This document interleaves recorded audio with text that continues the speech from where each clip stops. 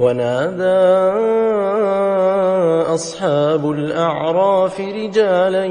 يعرفونهم بسيماهم قالوا ما أغنى عنكم جمعكم وما كنتم تستكبرون أهؤلاء الذين أقسمتم لا ينالهم الله برحمة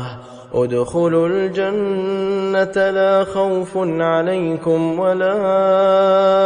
أنتم تحزنون ونادى أصحاب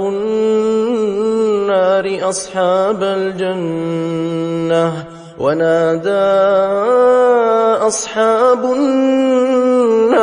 أصحاب الجنة أن أفيضوا علينا من الماء أو مما رزقكم الله قالوا إن الله حرمهما على الكافرين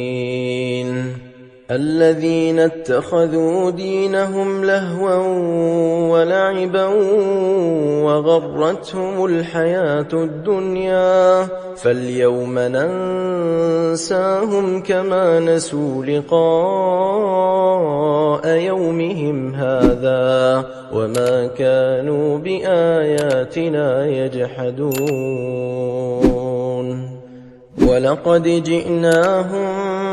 بكتاب فصلناه على علم هدى ورحمة لقوم يؤمنون هل ينظرون إلا تأويله يوم يأتي تأويله يقول الذين نسوه من قبل قد جاءت رسل ربنا بالحق فهل لنا من شفعاء فيشفعوا لنا أو نرد فنعمل غير الذي كنا نعمل قد خسروا أنفسهم وضل عنهم ما كانوا يفترون